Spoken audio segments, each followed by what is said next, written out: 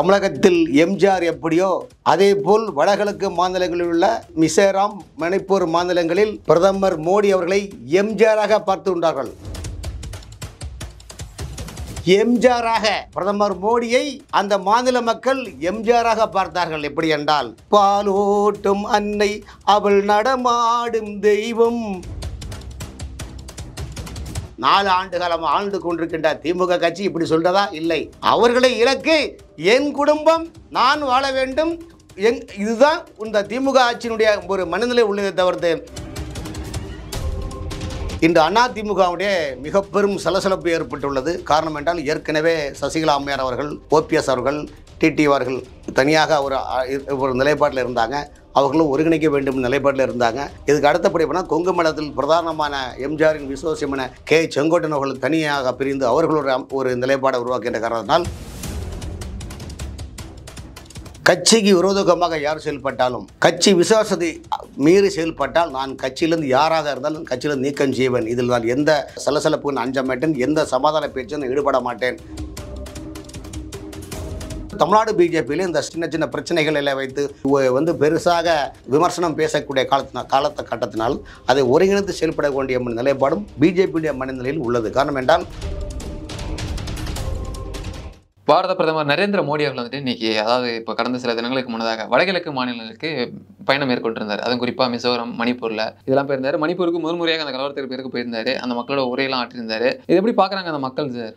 அதாவது கடந்த ஒரு 3 ஆண்டு காலமாக வடகிழக்கு மாநிலங்களை பொறுத்தவரையிலும் காங்கிரஸ், இந்தியா கூட்டணி கட்சிகள், எதிர்கட்சிகள் ஏதோ தவறான ஒரு எண்ணத்தை உருவாக்கி ஏதோ வடகிழக்கு மாநிலங்களில் உள்ள மக்கள் ஏதோ பிரிவினையை தேடி சொல்வது போலையும், இந்திய அரசுக்கு எதிர்ப்பாக இருப்பது போலையும் ஒரு கற்பனையான ஒரு நிலைப்பாடை உருவாக்கினார்கள் காங்கிரஸ் கட்சிக்காரர்கள். தேசம் முழுவதும் பேசும் பொருளாக ஆக்கி நாடாளுமன்றத்தையே குழப்பத்தை ஏற்படும் நிலைமையில் இந்தியா கூட்டணி உருவாக்கியது. ஆனால் இன்று கடந்த 2 நாளுக்கு முன்பு வடகிழக்கு மாநிலங்களில் நம்முடைய மாண்புமிகு பாரத பிரதமர் செல்லும் போதெல்லாம் கொட்டும் மழையில் அவர் சென்றார். மணிப்பூரில் செல்கின்ற போது கடினமான மழை.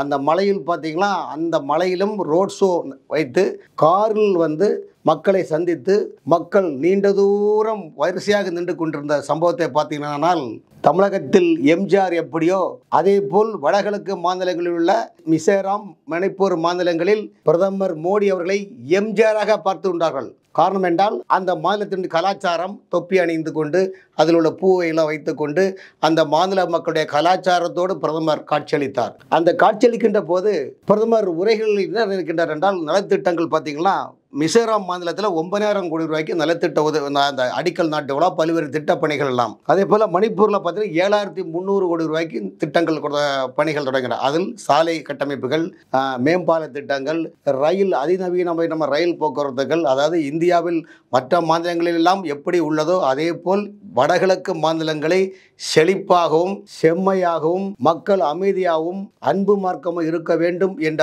ஒரு நிலைப்பாட்டை கருத்தில் கொண்டுதான் பல ஆயிரம் கோடி ரூபாய்க்கு அடிக்கல் நாட்டி அந்த மக்களிடையே உரையாற்றினார்.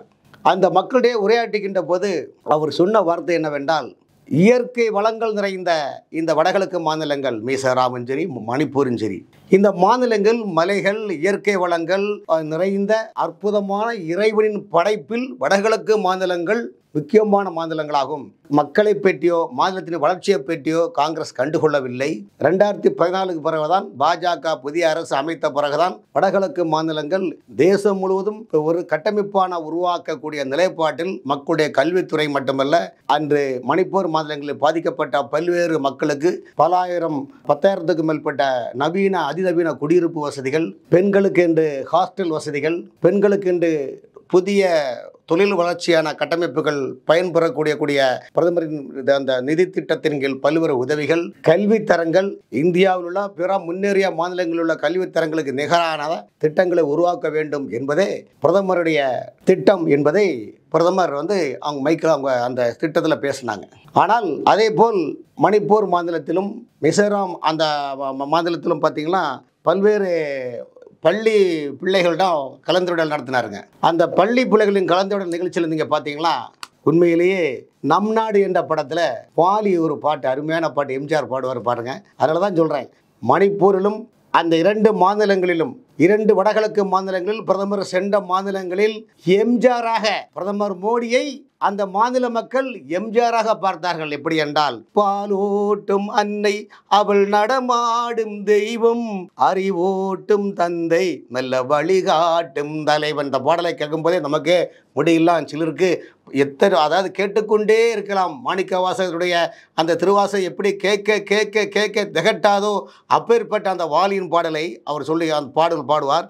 பாலோட்டும் அன்னை அவள் நடமாடும் தெய்வம், அறிவோட்டும் தந்தை நல்வழிகாட்டும் தலைவன், துணையாக கொண்டு நீ நடை போடு இன்று, துணையாக கொண்டு நீ நடை போடு இன்று, உருவாகும் நல்ல எதிர்காலம் என்று அந்த குழந்தை பிள்ளைகளுக்கு தன்னம்பிக்கை விட்டு சொல்கின்றார். நல்ல பெயரை வாங்க வேண்டும் பிள்ளைகளே, நம் நாடு என்னும் தோட்டத்திலே நாளை மலரும் முல்லைகளே, நல்ல பெயரை வாங்க வேண்டும் பிள்ளைகளே.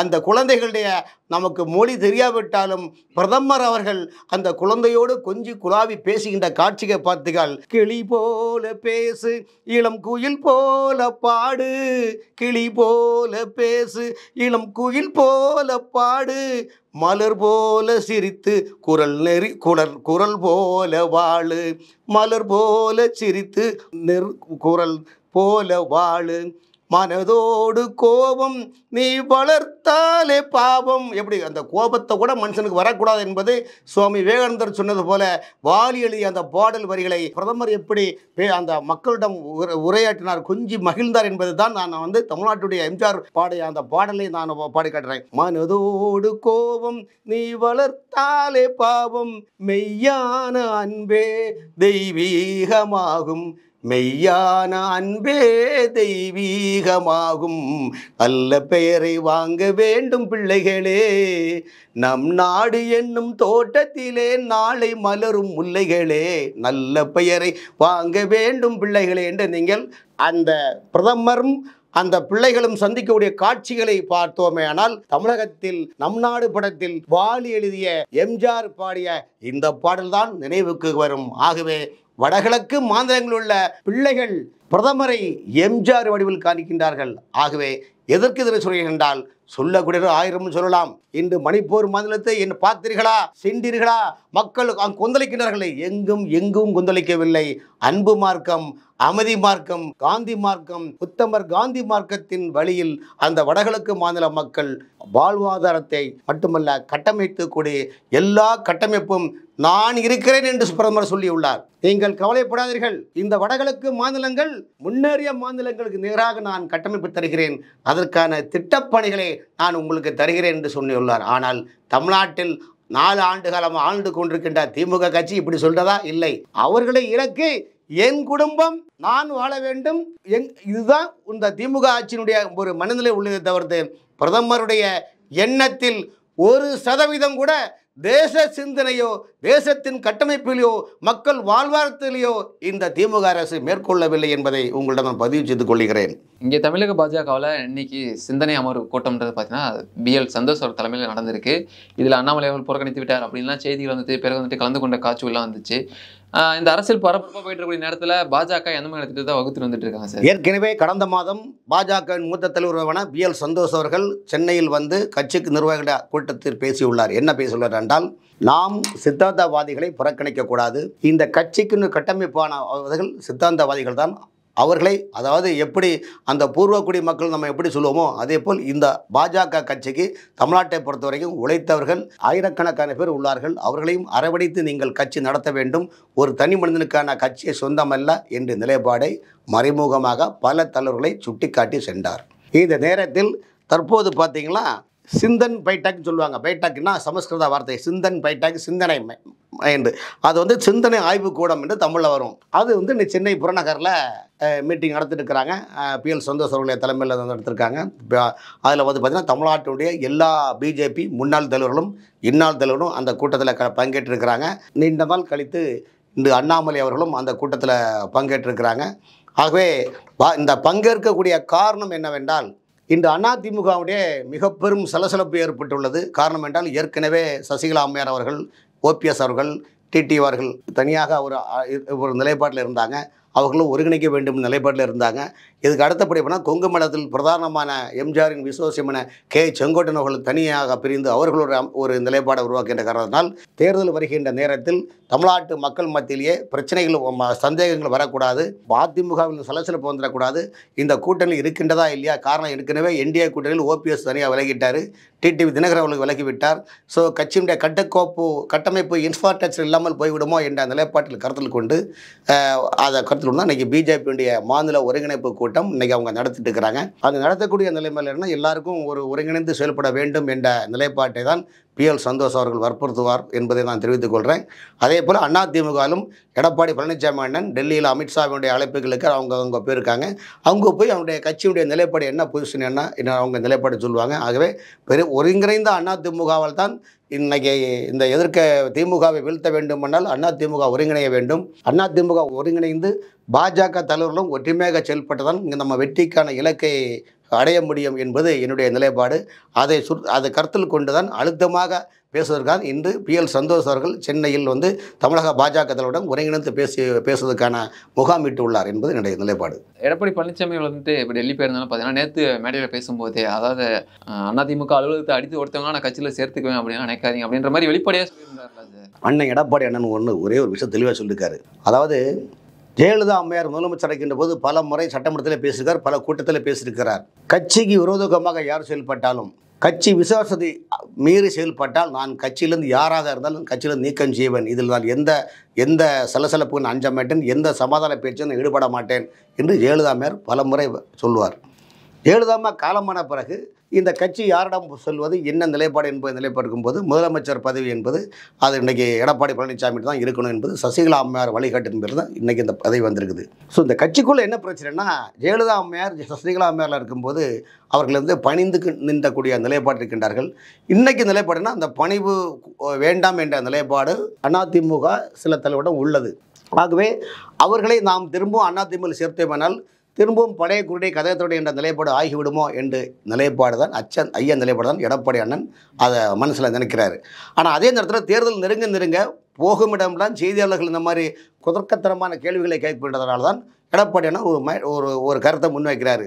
கட்சியிலிருந்து பிரிந்து சென்றவர்களை நான் சேர்க்க மாட்டேன், அவர்கள் கட்சிக்காக செல்லவில்லை, கட்சிக்கு எதிராக செயல்பட்டார்கள். கடந்த 4 ஆண்டு காலமாக பாஜக எங்களுக்கு எந்த தொந்தரவும் கிடையாது, தொந்தரவு பண்ணல, நன்றி அல்லது அண்டே மரப்பு நன்று வள்ளுவன் சொன்ன குரலை அவர் கொட்டிட்டு காட்டு. இந்த 4 ஆண்டு காலம் அதிமுக ஆட்சி நீடித்தது என்றால் அதுக்கு பாஜகவே காரணம். அந்த கட்சி ஆட்சிக்கு நான் ஒரு விசுவாசமாக இருக்க வேண்டும், அந்த விசுவாசத்தை நான் மறக்க மாட்டேன் என்று சொல்லுகின்ற போது அந்த விசுவாசத்தை வெளிப்படையாக காட்டி கட்சியுடைய உள்கட்சியில் சில பிரச்சனையை வெளிச்சம் போட்டு காட்டி திமுகவை செய்யக்கூடிய ஊழல்களையும் வெளிச்சம் போட்டு காட்டுகின்றார். தமிழ்நாடு அரசியல் வரலாறுல பார்த்தீங்கன்னா எந்த எதிர்கட்சி தலைவருமே, அதாவது 2006 2015 அதிமுக ஆட்சியில் செந்தில் பாலாஜி ஊழல் பண்ணாருன்னு சொல்லிட்டு அன்னைக்கு எதிர்கட்சி தலைவர் இருந்த ஸ்டாலின் கரூரில் போய் சொந்த ஊரில் போய் ஆர்ப்பாட்டம் பண்ணி செந்தில் பாலாஜி சொந்த ஊரில் ஆர்ப்பாட்டம் பண்ணி அவர் மேலே வழக்கு போட்டதான் இன்றைக்கி அவர் ஜெயிலுக்கு போனதெல்லாம் காரணமே. அதே செந்தில் பாலாஜி இன்றைக்கி திமுக தலைமைக்கு கருவூல பாலாஜி ஆகிட்டார். செந்தில் பாலாஜி ஊழல்வாதி, பித்தலாட்டவாதி அப்படிலாம் சொன்ன செந்தில் பாலாஜி இன்று திமுகவுக்கு அறிவாலயத்துக்கு கருவூலம் நிறைக்கக்கூடிய பாலாஜியாக அவர் மாறிவிட்டார். அவங்க கம்பெனி, அவங்க கட்சி ஒரு நிலைப்பாடு. ஆனால் அதன் பிறகு பார்த்தீங்கன்னா எடப்பாடி அண்ணன் ஒவ்வொரு மாவட்டத்தில் செல்லுகின்ற போது அந்த மாவட்டத்தில் உள்ள திமுகவை சேர்ந்த அமைச்சர்களை அவர்களுடைய ஊழல்களையும் அவர்கள் என்னென்ன செய்கின்றார்கள் என்பதையும் சுட்டி காட்டுகின்றார். ஸோ அத்தகைய சூழ்நிலை பார்க்கும்போது மக்கள் மத்தியில் இன்றைக்கி எதிர்க்கட்சி தலைவராக இருக்கக்கூடிய எடப்பாடி அவர்கள் மீது மக்கள் மத்தியில் மிகப்பெரிய எழுச்சி உள்ளது. அந்த எழுச்சி ஓட்டு வங்கியாக உருவாக்க வேண்டும். அந்த ஓட்டு வங்கியை உருவாக்கக்கூடிய நேரத்தில் திரும்ப சின்ன சலசலப்புகளை ஏற்படுத்தி கொண்டு அதே நிலைப்பாடு பிஜேபிக்கும் உள்கட்சிகளும் ஏகப்பட்ட பிரச்சனை கிளப்பி கொண்டிருந்தால் அண்ணாமலை ஒரு அணியாகும், இவர்கள் அணியாகும், அண்ணாமலை பற்றி சிலர் வதந்தி பரப்புறது, சிலவங்க அது பரப்புறது பண்ணாங்கன்னா அப்போ என்ன கட்சி கூட்டணிக்குள்ளே ஒரு சலசலப்பு இருக்குது. அந்த சலசலப்பை அனலைஸ் செய்து வீலுக்கு எப்படி அலாய் வீல் பார்ப்பாங்களோ அதே மாதிரி அந்த அனலைஸ் செய்வதற்கான நிலைப்பாடு தான் அதிமுகவும் தலைவராக இருக்கக்கூடிய எடப்பாடி பழனிசாமி அதை தான் சரி செய்யக்கூடிய நிலைப்பாடு அவர் பண்ணிட்டு இருக்கிறாரு. அதுக்கான விளக்கங்களை டெல்லியில் அவர் சொல்வதற்கான கட்டமைப்பை உருவாக்குறாரு. அதே போல் தமிழ்நாடு பிஜேபியிலும் இந்த சின்ன பிரச்சனைகள் எல்லாம் வைத்து பெருசாக விமர்சனம் பேசக்கூடிய கட்டத்தினால் அதை ஒருங்கிணைந்து செயல்பட வேண்டிய நிலைப்பாடும் பிஜேபியுடைய மனநிலையில் உள்ளது. காரணம் என்றால் இந்த எதிர்க்கட்சி வரிசையிலே குழப்பத்தை ஏற்படுத்தினால்தான் திமுகவுக்கு மீன்களை ஈஸியாக பிடிக்க முடியும் என்ற நிலைப்பாடு திமுக உள்ளது. காரணம் என்றால் திமுகவை பொறுத்தவரையும் இன்று மக்கள் செல்வாக்கு இல்லை. கட்சிக்காரங்க அவங்க கட்சிக்காரர்கள் அவங்களுக்கு ஓட்டு போட மாட்டாங்க. ஏன்னு கேட்டீங்கன்னா உள்ளாட்சி துறையில் வெற்றி பெற்ற தலைவர்கள் எல்லாமே கட்சிக்காரர்களை மறந்து கட்சி நிர்வாகத்தை மறந்து அவங்க வரையும் சம்பாதிக்க உள்ள நிலைப்பாடு இருக்கிறாங்க. அதே போல் அமைச்சர்கள் நீங்கள் பார்த்தீங்கன்னா அமைச்சர்கள் எப்படி சம்பாதிக்கிறாங்க? இந்த 4 ஆண்டுகளில் அமைச்சருடைய சொத்து பட்டியலை பாருங்க. இந்த 4 ஆண்டுகளில் அமைச்சருடைய ஏரியாவில் மாவட்டங்களில் உள்ள பத்திரப்பதிவு துறையில் போய் என்னென்ன டாக்குமெண்ட் 1 ஏக்கருக்கு மேலே யார் இடம் வாங்கியிருக்காங்க பாருங்க. இந்த 4 ஆண்டுகளுக்கு பிறகு தமிழ்நாட்டினுடைய அமைச்சர்களுடைய பினாமிகள், அமைச்சர்கள் உதவியர்கள், அமைச்சருடைய அண்ணன் தம்பிகள் எத்தனை பேர் எத்தனை முறை வெளிநாடுகளில் வர்த்தகத்துக்காக சென்று உள்ளார்கள் என்பதை நீங்கள் பார்த்தீர்களே. ஆனால் எங்கள் அப்பன் குதிரைக்குள்ள என்பதே நிலைப்பாடு தெரியும். நான் இதை பொதுத்தளத்தில் சொல்ல விரும்பவில்லை, எனக்கும் எல்லாமே தெரியும். ஆகவே இவர்கள் பார்த்தீங்கன்னா எல்லா அமைச்சர்களும் இந்த முறை பார்த்தீங்கன்னா மக்களை மறந்தார்கள், கட்சியை மறந்தார்கள், கட்சி தொண்டனை மறந்தார்கள், கட்சிக்காக உழைத்தவனை கூட மறந்தார்கள். தங்களை எந்த அளவுக்கு சேஃப்டி செய்ய முடியுமோ அந்த அளவுக்கு சேஃப்டி செய்யக்கூடிய ஒரு கொள்ளையடிக்கக்கூடிய ஒரு நிலைப்பாடு தான் இந்த ஆட்சி செயல்படுகின்றது. ஆகவே இதை இதெல்லாம் புரிந்து கொண்ட அதிகாரிகளும் இதை புலம்பி தள்ளுகின்றார்கள். மக்களுக்கும் தெரியும், திமுக தொண்டனுக்கும் தெரியும், திமுக கட்சி நிர்வாகிகளுக்கும் தெரியும். காரணம் என்றால் அதனால்தான் உங்கள் தொகுதியின் உள்ள அந்த திட்டம் என்பதை இன்னைக்கு கூட டாக்டர் அன்புமணி சொல்லுகிறார். அது உங்கள் தொகுதியில் முதலும் திட்டம் இல்லை, உங்களின் ஊழலின் நிலைப்பாடு சொல்லுகிறாங்க. ஆகவே அப்படிப்பட்ட உங்கள் தொகுதியில் ஊழல் நாயகன்கள் என்ற நிலைப்பாடு வர்க்கெடுத்து ஊழலை தான் பெருக்கெடுத்துவராக மக்கள் மட்டத்திலிருந்து வரக்கூடிய மனுக்கள் எல்லாமே பார்த்தீங்கன்னா வைகாயத்தில் கொண்டு போட்டு போனாங்க என்பது உங்களுக்கே தெரியும். இப்படிப்பட்ட ஒரு ஊழலான ஒரு நிர்வாகம், ஒரு மோசமான நிர்வாகம் இன்றைக்கி லஞ்சம் கொடுக்காவிட்டால் தமிழக அரசு துறையில் எந்த காரியமும் சாதிக்க முடியாத ஒரு நிலைப்பாடுகள் உள்ளது. இன்னும் தேர்தலுக்கு இந்த டிசம்பருக்குள்ளே பார்த்தீங்கன்னா எல்லா அமைச்சர்களும் தங்களுடைய துறைகளை எப்படி கொள்ளையடிக்கலாம், எப்படி சுருட்டலாம், எப்படி சம்பாதிக்கலாம் அதற்கான புரோக்கர்களை வச்சு படுறாங்க. காரணம் என்னவென்றால் கடந்த 4 ஆண்டுகளில் இன்று தமிழகத்தினுடைய வருமானம் ஊட்டக்கூடிய அரசு துறையில் உள்ள ஊழல் செய்த அதிகாரிகளை, ரிட்டையர்மெண்ட் அதிகாரிகளை கன்சல்டேஷன் என்ற பேர்வையிலும் டெக்னீஷியன் என்ற போர்வையிலும் அமர்த்தி கொண்டு இன்றைக்கி கொள்ளையடித்து கொண்டிருக்கின்றார்கள். உதாரணத்துக்கு சென்னை மாநகராட்சியில் தமிழ்நாட்டில் இருக்கிற இந்த உள்ளாட்சி துறையில் இருக்கிற மெட்ரோ வாட்டரில் எத்தனாயிரம் கோடி ஊழல் பண்ணுறாங்க தெரியுமா? எத்தனாயிரம் கோடி இவங்க விலை கொடுக்கணுமா? மெட்ரோ வாட்டரில் நடக்கக்கூடிய ஊழல் உச்சத்தில் இருக்குது. இதுவரையிலும் இந்த அரசாங்கம் 4 ஆண்டுகளில் நடைபெற்ற திட்டப்பணிகளுக்கான அந்த கட்டமைப்பு பணிகளுக்கான வடிவங்களை வெளியறிக்கை மூலமாக வெளியிட முடியுமா? இல்லை. அந்த அளவுக்கு ஊழல் தாண்டவம் ஆடுகின்றது. இந்த ஊழல் ஆட்சியை ஒழிக்க வேண்டும், அப்புறப்படுத்த வேண்டும், நல்ல ஆட்சியை உருவாக்க வேண்டும், என்டிஏ கூட்டணி ஆட்சி அமைக்க வேண்டும் என்பதுதான் அமித்ஷா அவருடைய நிலைப்பாடும், எடப்பாடி அவருடைய நிலைப்பாடும், தமிழக பாஜக தலைவருடைய நிலைப்பாடும். ஆகவே இந்த நிலைப்பாடை எல்லாம் கட்டமைத்து வருகின்ற போது எதிர்கட்சியுடைய என்டிஏ கூட்டணியில் குழப்பம் வந்துவிடக்கூடாது என்பதற்காக தான் தெளிவுற ஒரு சிந்தனை உருவாக்கக்கூடிய நிலைப்பாடு தான் இன்று பாஜக நடத்தக்கூடிய சிந்தன் பைட்டக் என்ற கருத்தரங்கும் அதுதான் காரணமே.